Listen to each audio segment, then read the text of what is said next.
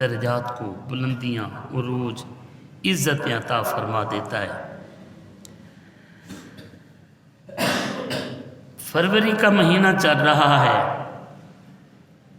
اس فروری کے مہینے میں مالک الملک کے باغی لوگ اللہ رب العزت سے بغاوت کرتے ہوئے مالک الملک کے احکام کو توڑتے ہیں۔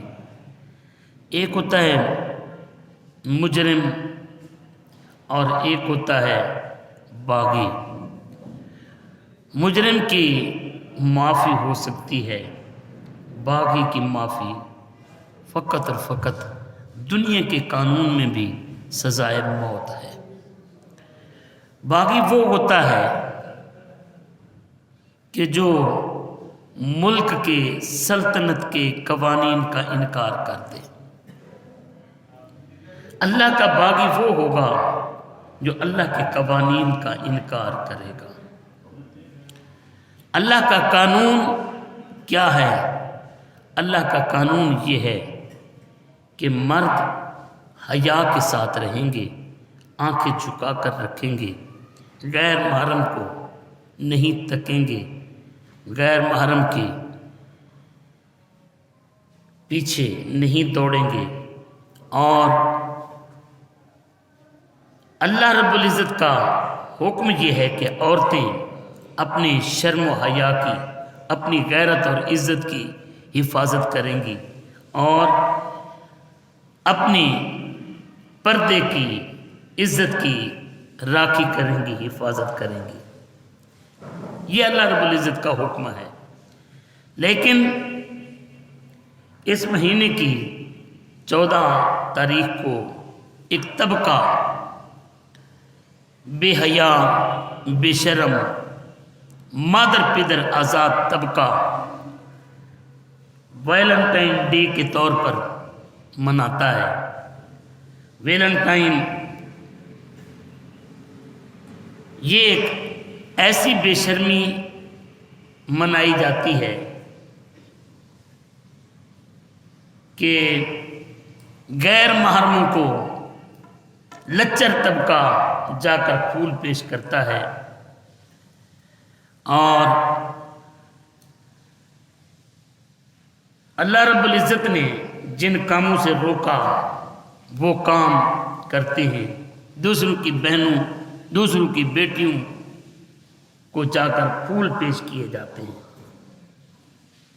اور یہ سے مدر پدر آزادی کے نام پر سیلیبریٹ کرنے کی کوشش کرتے ہیں۔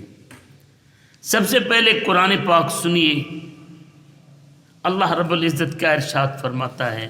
قانون الہی کیا ہے؟ قانون الہی یہ ہے کل للمؤمنین یغضوا من ابصارہم۔ محبوب پاک آپ اپنی امت کے مومنوں کو یہ کہہ دیں کہ اپنی نظروں کو جھکا کر رکھیں، وَيَحْفَظُوا فُرُوجَهُمْ، اور اپنی شرم گاہوں کی، اپنی ستر کی حفاظت کریں۔ ذَلِكَ أَزْكَىٰ لَهُمْ، اپنی نظروں کو بچا کر رکھنا، اپنی شرم گاہوں کی حفاظت کرنا، یہ ان مردوں کے لیے یہ بہت ہی پاکیزہ طریقہ ہے۔ اور اگر کوئی یہ سمجھے کہ میں راہ جاتے ہوئے کسی کی بیٹی کو پھول پیش کر دوں گا، کسی کی بہن کو میں گفٹ پیش کر دوں گا تو کسی کو پتہ نہیں چلے گا، یہاں دو باتیں ہیں۔ ایک تو یہ ہے کہ تیرا نظریہ اگر تو مسلمان ہے تو پہلے یہ ہونا چاہیے ان اللہ خبیر بما یصنعون، جو کچھ میں کر رہا ہوں اللہ رب العزت اس سے باخبر ہے۔ دوسری بات کہ اگر تیرے اندر کوئی غیرت، اگر تیرے اندر کوئی حیا، اگر تیرے اندر کوئی شرم ہے، اگر تجھے اپنی بہن کی عزت، اپنی ماں کی عزت، اگر بیٹے کی عزت اگر پیاری ہے تو پھر یہ ذہن میں رکھ، میرے پاک نبی صلی اللہ علیہ وآلہ وسلم کے پاس ایک بندہ آیا، کہنے لگا میں آپ کی غلامی میں آنا چاہتا ہوں، لیکن میرے اندر ایک بیماری ہے بدکاری کی، وہ میں نہیں چھوڑ سکتا۔ میرے پاک نبی صلی اللہ علیہ وآلہ وسلم نے فرمایا میری چند باتوں کا جواب دے دے، اگر اس جواب میں تو مطمئن ہو جائے تو ٹھیک ہے۔ کیا تو پسند کرے گا کہ تیری بیٹی ہو اور اس کے ساتھ کوئی بدکاری کرے؟ کہنے کا کبھی بھی نہیں۔ تو میرے پاک نبی نے فرمایا کوئی بھی پسند نہیں کرتا کہ اس کی بیٹی کے ساتھ کوئی دوسرا آ کر بدکاری کرے۔ کیا تو پسند کرے گا کہ تیری بہن کے ساتھ آ کر کوئی بدکاری کرے؟ یا رسول اللہ کبھی بھی پسند نہیں کروں گا۔ میرے پاک نبی نے فرمایا پھر کوئی بھی پسند نہیں کرتا کہ اس کی بہن کے ساتھ کوئی بدکاری کرے۔ کیا تو پسند کرے گا کہ تیری بیوی کے ساتھ کوئی بدکاری کرے؟ عرض کیا نہیں۔ میرے پاک نبی نے سارے رشتے پوچھے، پھر یہ میرے پاک نبی کی حکمت تھی، میرے پاک نبی نے یہ نہیں فرمایا چل اٹھ دفع ہو جا، تو یہ کیسی بات کر رہا ہے؟ آقا صلی اللہ علیہ وسلم نے بڑی دانائی کے ساتھ، بڑی حکمت کے ساتھ اس سے سوال کرنے کے بعد اس سے توبہ کرائی۔ اور میرے نبی فرماتے ہیں جو بندہ کسی کی عزت رکھتا ہے یا کسی کی عزت کو لوٹتا ہے تب تک مرے گا نہیں جب تک اپنی آنکھوں سے وہ اپنے ساتھ ہوتا ہوا وہ معاملہ نہیں دیکھے گا۔ اب یہاں پر مالک الملک کا قانون یہ ہے کہ یغضوا من ابصارہم، اپنی نظروں کو مومن نے جھکا کر رکھنا ہے، اللہ کا قانون یہ ہے۔ اور خواتین کے لیے بھی کیا ہے؟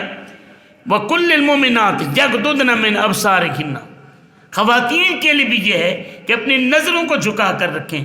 جب وہ نظروں کو جھکا کر رکھیں، مرد بھی اپنی نظروں کو جھکا کر رکھیں، عورتیں بھی اپنی نظروں کو جھکا کر رکھیں، تو کیا کسی کو جا کر پھول پیش کرنا اور کسی کو جا کر گفٹ پیش کرنا، اور وہ بھی غیر محرم، چاہے وہ کلاس فیلو ہو، چاہے وہ دوست ہو، چاہے وہ محلے دار ہو، چاہے وہ برادری کا ہو، جو غیر محرم ہے اس کو جا کر جب تم پھول پیش کرو گے تو یہاں پر تو یہ ہے کہ اپنی نظریں بھی تم نے جھکا کر رکھنی ہیں۔ وہاں پر پھول پیش کرنے میں کتنا بے حیائی ہوگی، کتنا بے غیرتی ہوگی۔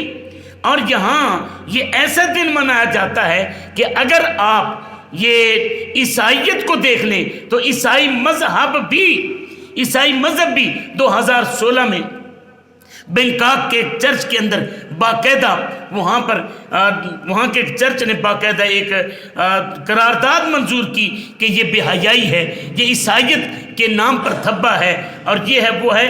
عیسائی مذہب نے بھی اس کو کنڈم کیا، اس کی مذمت کی، اور بلکہ وہاں بینکاک کے ایک چرچ کے لوگوں نے اکٹھے ہو کر ایک ایسی دکان کے اوپر حملہ کیا جہاں پر ویلنٹائن ڈے کے وہ کارڈ اور گفٹ وغیرہ جو سیل کیے جا رہے تھے، جا کر ان لوگوں نے، عیسائیوں نے اس دکان کو بھی جلا دیا۔ یہ جائے کہ ہمارے ایک اسلامی ملک جہاں اسلام غیرت کا سبق دے، جہاں اسلام دین کا سبق دے، جہاں اسلام حیا کا سبق دے، اس ملک کے اندر اگر یہ کام ہو تو یہ کبھی بھی برداشت نہیں کیا جا سکتا، کیونکہ یہ کھلی یہ اسلام کے ساتھ اور دین کے ساتھ بغاوت ہے۔ میں نے شروع میں جس طرح کہا کہ ایک ہوتا ہے مجرم اور ایک ہوتا ہے باغی۔ مجرم یہ ہے کہ اس سے غلطی ہو گئی، لیکن وہ بندہ یہ کہتا ہے کہ میں غلطی کر رہا ہوں، غلطی سمجھ کر وہ کرتا ہے، اندر اس کو کوئی چیز احساس ہوتا ہے جو احساس دیتا ہے کہ نہیں یہ میں غلط کر رہا ہوں۔ باقی وہ ہوتا ہے کہ جو سرے سے ملک کے قانون کو نہ مانے۔ اب اللہ کا باغی وہ ہے، اللہ کا حکم یہ نظریں جھکانی ہے، کسی غیر محرم کو گفٹ نہیں دینا، کسی غیر محرم سے ملاقات نہیں کرنی، کسی غیر محرم کے ساتھ ملاقات تنہائی نہیں اختیار کرنی۔ اب یہ سارے قانون کو اگر روند کر کسی کی بہن بیٹی کے سامنے جا کر وہ پھول پیش کرتا ہے تو میرے پاک نبی صلی اللہ علیہ وآلہ وسلم کے قانون کا اور اللہ پاک کی ریاست کا وہ باغی ہے۔ حدیث پاک میں آتا ہے میرے پاک نبی صلی اللہ علیہ وسلم کے پیارے صحابی جناب ابو ہریرہ رضی اللہ تعالی عنہ ارشاد فرماتے ہیں ان النبی صلی اللہ علیہ وسلم قال، میرے پاک نبی صلی اللہ علیہ وسلم نے ارشاد فرمایا کتب علی ابن آدم نصیبہ من الزنا، کتب علی ابن آدم نصیبہ من الزنا، ہر بدکار، رستہ ڈھونڈنے والا گناہ کا، اللہ پاک نے اس کے لیے گناہ کا حصہ، زنا کا حصہ لکھ دیا ہے۔ وہ کس چیز سے؟ مدرک و ذالک لا محالہ، وہ لازمی اس میں سے حصہ پا لیتا ہے۔ العینان زناہما النظر، میرے پاک نبی صلی اللہ علیہ وسلم فرماتے ہیں زنا فقط یہ نہیں ہے کہ انسان جا کر کسی کے ساتھ کھلم کھلا بدکاری کرے، بلکہ اگر اپنی آنکھوں کو نہیں بچاتا، غیر محرم کو جا کر تکتا ہے اور دیکھتا ہے، میرے پاک نبی صلی اللہ علیہ وسلم ارشاد فرماتے ہیں یہ آنکھوں کا زنا ہے۔ العینان زناہما النظر، یہ آنکھوں کا زنا کیا ہے؟ غیر محرم کو دیکھنا ہے۔ والاذنان زناہما الاستماع، کانوں کا زنا کیا ہے؟ کانوں کا زنا یہ ہے کہ غیر محرم کی آواز کو چسکے کے ساتھ سننا، اور یہ تو کھلے عام چل رہا ہے۔ واللسان زناہ الکلام، میرے پاک نبی فرماتے کہ زبان کا بھی زنا ہے۔ زبان کا زنا کیا ہے؟ غیر محرم کے ساتھ جا کر گفتگو کرنا، کلام کرنا۔ اور پھر میرے پاک نبی فرماتے والجدو زنا البطش، ہاتھوں کا زنا کیا ہے؟ غیر محرم کے ساتھ، غیر محرم کو مس کرنا، چھونا اور اس سے مصافحہ کرنا، یہ ہاتھوں کا زنا ہے۔ والرجل زنا خط، میرے پاک نبی فرماتے ہیں کہ قدموں کا زنا کیا ہے؟ گناہ کے رستے پر چل کر جانا، گناہ کے رستے پر چل کر جانا۔ والقلب یہوی ویتمنا، دل کا زنا کیا ہے؟ دل کا زنا یہ ہے کہ دل میں ارادے کرنا، سوچنا، خواہش کرنا، تمنا کرنا۔ یہوی ویتمنا، خواہش کرنا، تمنا کرنا کہ میں یہ جرم کروں، میں یہ پاپ کروں، میں فلاں کی بیٹی کو تکوں، میں فلاں کی بیٹی کے ساتھ ایسے ویسے کروں۔ میرے پاک نبی صلی اللہ علیہ وسلم ارشاد فرماتے یہوی ویتمنا، اور پھر وَيُصَدِّقُ ذَلِكَ الْفَرْجُ أَوْ يُكَذِّبُهُ، فرمایا کہ اس کے بعد انسان کا اگلا عمل ہے جو اس کے دل، اس کے ہاتھ، اس کے پیر، اس کی جو تصدیق کرتا ہے۔ پھر یہاں پر دیکھیں جب اللہ رب العزت کے پیارے حبیب کبریا صلی اللہ علیہ وآلہ وسلم نے پہلے یہ فرمایا کہ جو کچھ کرو گے مرنے سے پہلے اس کا صلہ پا کر جاؤ گے، صلہ پا کر جاؤ گے۔ اب آنکھیں اگر میں غلط استعمال کرتا ہوں تو میں یہ مت سوچوں کہ جناب میرے گھر میں پردے داری ہے اور میرے گھر والے بڑے محفوظ ہیں، یا میں ذمہ دار ہوں، میں وڈیرا ہوں، میں بدماش ہوں، میں چور اچکا ہوں، میرے گھر کی طرف کوئی نہیں دیکھ سکتا، میری دولت اتنی ہے، یہ ہے وہ ہے۔ یارو یہاں پر میرے پاک نبی صلی اللہ علیہ وسلم نے ارشاد فرمایا تب تک مرے گا نہیں جب تک بدلہ نہیں دے گا۔ اگر کسی کی بیٹی کو تکا تو یاد رکھ تیری بیٹی کو تکا جائے گا، اگر کسی کی بہن کو چھیڑا مرنے سے پہلے یہ بدلہ دے کر جائے گا۔ یہاں پر مجھے بات یاد آ گئی، بہت بڑے اسلامی تاریخ کے خلیفہ گزرے ہیں، خلیفہ ہارون رشید، ان کی بیگم ملکہ زبیدہ بڑی صالح خاتون تھی۔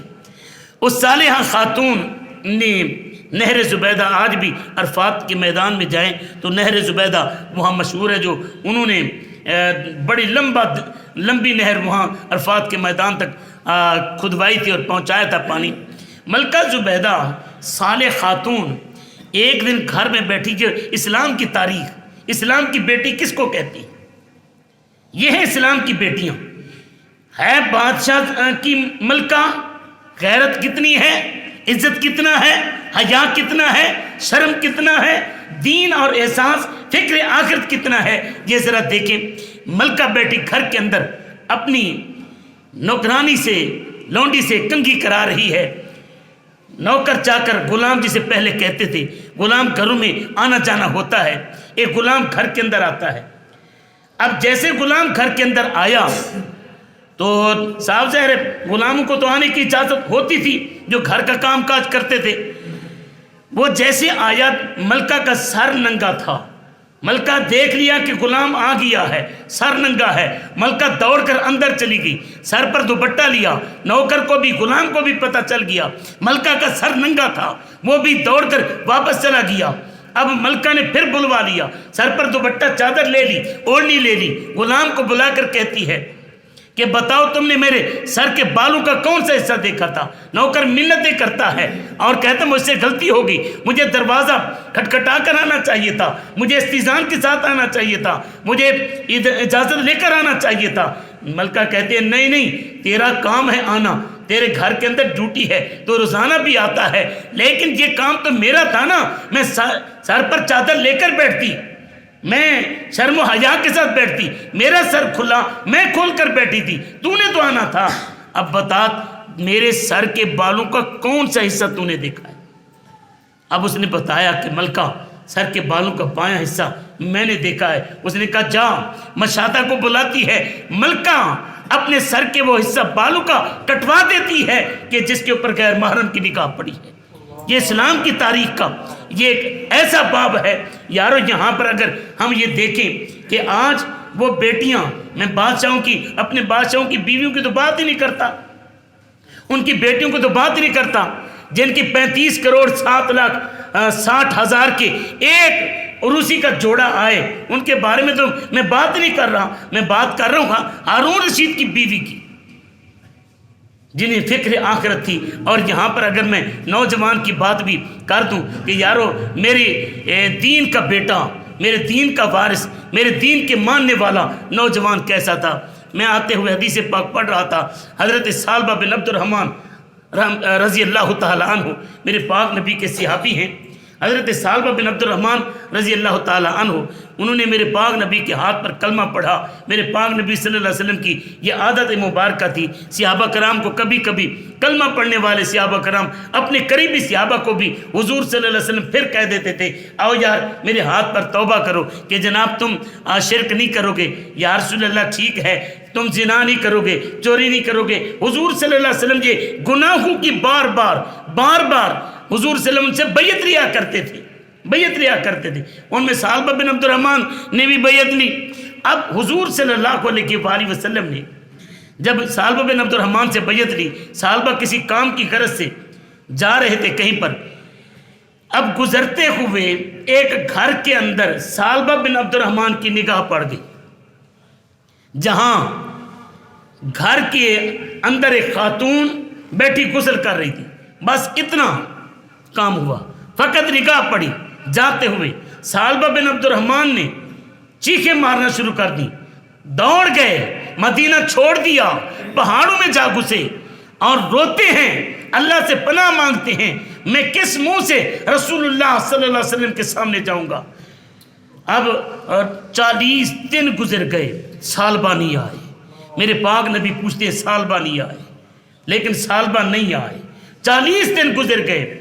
ایک دن میرے پاک نبی آرام فرما گھر مسجد میں جلوہ گر جبریل حاضر ہوتے ہیں، میرے پاک نبی صلی اللہ علیہ وسلم کی خدمت میں عرض کرتے ہیں کہ یا رسول اللہ آپ کا غلام ثعلبہ 40 دن ہو گئے وہ میری پناہ مانگ رہا ہے کہ یا اللہ مجھے معاف کر دے، یا اللہ مجھے جہنم سے بچا لے، یا اللہ میں رسول اللہ کو منہ کیسے دکھاؤں گا، یا رسول اللہ میں آقا کے سامنے کیسے جاؤں گا۔ 40 دن ہو گئے روتے روتے، اب میری رحمت موج میں آ گئی ہے، اب میری رحمت بھی اس کا رونا نہیں دیکھ سکتی۔ محبوب میں رب ہو کر معاف کرتا ہوں، تو محبوب ہو کر معاف کر دے۔ اب میرے پاک نبی صلی اللہ علیہ وسلم نے فرمایا یار ثعلبہ نہیں ہے، پتہ کرو، یا رسول اللہ 40 دن سے نہیں ہے۔ میرے پاک نبی نے حضرت عمر کو اور سلمان فارسی رضی اللہ تعالیٰ عنہ کو فرمایا جاؤ ثعلبہ کو ڈھونڈ کر آؤ۔ مدینے میں پتہ کیا، نہیں ملا، غاروں کی طرف چلے گئے۔ جب غاروں کی طرف گئے نا تو زفافہ نامی ایک چرواہے سے پوچھا کہ بتاؤ کیا تم نے ثعلبہ بن عبد الرحمن کو دیکھا؟ تو کہتے ہیں یار میں ثعلبہ نام کے کسی بندے کو تو نہیں جانتا، کہیں آپ اس بندے کو تو نہیں ڈھونڈ رہے جو ساری رات رو رو کر رب سے جہنم کی پناہ مانگتا ہے، ساری رات رو رو کر، اور 40 دنوں سے میں دیکھ رہا ہوں۔ کہنے لگے ہاں اسی کو ہم ڈھونڈ رہے ہیں۔ حضرت عمر رضی اللہ تعالیٰ عنہ کو زفافہ کہتے ہیں کہ اب وہ نہیں ملے گا۔ جب رات ہوتی ہے سارے سو جاتے ہیں، پھر وہ نکل کر پہاڑ کی چوٹی پر پہاڑوں میں گھوم کر رب کو آوازیں دیتا ہے، اے مولا میری روح کو قبض کر لے، مولا میرے جسم کو گلا دے، مولا مجھے آخرت کی شرمندگی سے بچا، بتا میں تیرے محبوب کا سامنا کیسے کروں گا۔ ایک نگاہ پڑی، فقط بدکاری نہیں کی، کسی کو ٹچ نہیں کیا، کسی کو مس نہیں کیا، کسی کو پھول پیش نہیں کیا، کسی کے سامنے گھٹنے جھکا کر ایکٹنگ نہیں کی، بلکہ فقط ایک نگاہ وہ بھی گزرتے ہوئے پڑ گئی، یارو یہ میرے اسلام کا بیٹا ہے، میرے پاک نبی صلی اللہ علیہ وسلم کے پاک عمر، جن کے بارے میں نبی فرماتے ہیں ان شیطان یفر من ذل عمر، کہ شیطان عمر کے سائے سے بھاگتا ہے۔ اب حضرت عمر رضی اللہ تعالی عنہ انتظار کرتے ہیں، جب رات ہوتی ہے غار سے زفافہ نکلتے ہیں، پھر وہی آواز ہے مولا مجھے معاف کر دے، مولا میری روح کو قبض کر لے، مولا میرے خطا کو معاف کر دے، مولا مجھے جہنم سے بچا۔ اب حضرت عمر رضی اللہ تعالی عنہ دیکھ رہے ہیں، یہ عرض کرتے کرتے حضرت ثعلبہ بن عبد الرحمن گرتے ہیں، بے ہوش ہو جاتے ہیں۔ حضرت ثعلبہ کو جا کر حضرت عمر نے اپنی گود میں اٹھایا، اور پھر جب ہوش آئی تو حضرت عمر کو دیکھ کر ثعلبہ کہتے ہیں کیا رسول اللہ کے پاس وحی آ گئی؟ کیا میرا جرم کھل گیا؟ کیا رب نے میرے پردے پھاڑ دیے؟ کیا میں مجرم بن کر رسول اللہ کی بارگاہ میں جاؤں گا؟ حضرت عمر کہتے ہیں مجھے یہ تو پتہ نہیں ہے، لیکن آپ کو آقا بلا رہے ہیں۔ حضرت ثعلبہ کو لے کر میرے پاک نبی صلی اللہ علیہ وآلہ وسلم کے پاس جب حضرت عمر آتے ہیں، حضرت عمر رضی اللہ تعالیٰ عنہ لے کر آئے تو میرے پاک نبی صلی اللہ علیہ وسلم کی بارگاہ میں آ کر ثعلبہ ہاتھ جوڑ کر عرض کرتے ہیں یا رسول اللہ میں آپ کا سامنا، بلکہ یہاں پر حدیث پاک میں آتا ہے حضرت عمر کو ثعلبہ نے کہا کہ یار ایسے نہ کرو، ڈائریکٹ مجھے نہ لے کر جاؤ، مجھے ایسے وقت لے کر جاؤ جب رسول اللہ صلی اللہ علیہ وآلہ وسلم نماز پڑھا رہے ہوں۔ اب حضور صلی اللہ علیہ وسلم نماز پڑھا رہے ہیں، حضرت عمر لے کر آئے، ادھر میرے پاک نبی قرآن پاک کی تلاوت کرتے ہیں یا ایھا الانسان ما غرک بربک الکریم الذی خلقک فسواک فعدلک۔ جب یہ آیت تلاوت کی تو حضرت ثعلبہ رضی اللہ تعالیٰ عنہ بے ہوش ہو کر گر گئے۔ اب میرے پاک نبی صلی اللہ علیہ وسلم نے جب نماز پڑھی نا، نماز پڑھ کر فارغ ہوئے، حضور صلی اللہ علیہ وسلم پوچھتے ہیں ثعلبہ کہاں ہے؟